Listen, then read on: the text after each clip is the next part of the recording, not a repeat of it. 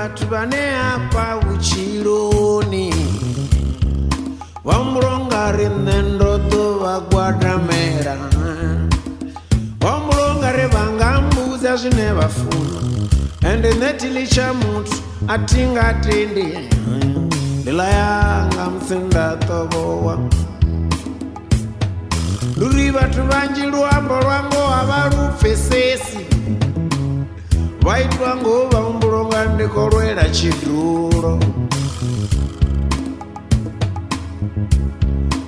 Ndezi manjozini Vamwe vari ni mwana wanyu Endivo iwanapi Ndari nono angwa midzi anotiri Nderiyo chaya Vanokula vari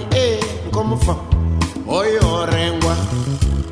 Ndari nikulanga votu za vasiwana musi Ndari ndikwine ndotidzulela madhakanani Vamwe vari veini ukweturu drama forawe zvavudi Ndari shem durani mpivi Duva na duva ndichimbira govani latunzi la rufu Endo ambango ndikwenu Ngori lini na lini Nangwe ndisiyo itozura ichidrovololea One zvazvino Vatu rote karita kaliore Kadiva rote Rikadiva rote Rikadiva rote Dendi kadiva one Rikadiva rote Rikadiva rote Rikadiva rote Dendi kadiva wao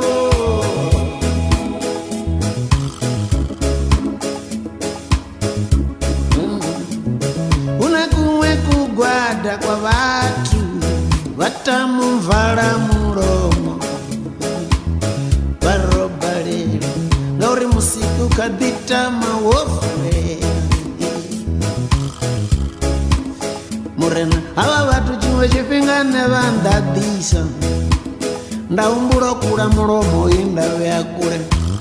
Tovane okule ngore asinjini Marativileli Wone vampazliwa Masinango lavelesa Asura izona Yezuna nindi yapane Chimwelo changa chodala rodala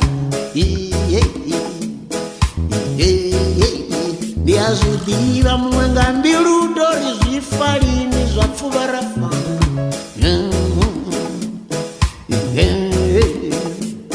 Zimwe boni do nyamba na dova na bihanedza Zvafana Zvelezvi vakadicho nyamarara Pamukiri Kadiva rote Kadiva rote Rikadiva rote Dendi kadiva one Rikadiva wao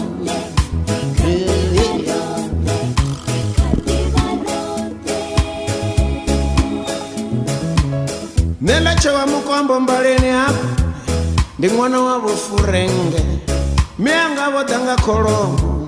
Sava muwe na mungu Chabu wendi lavo hati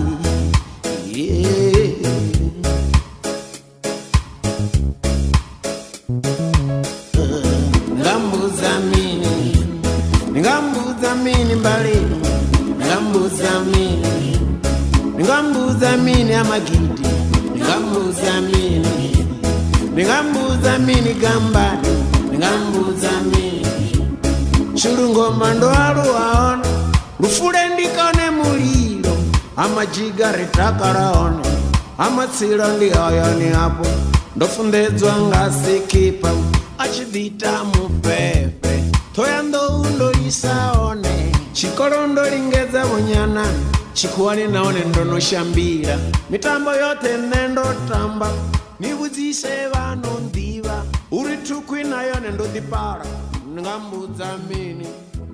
Ngambudza mini Ngambudza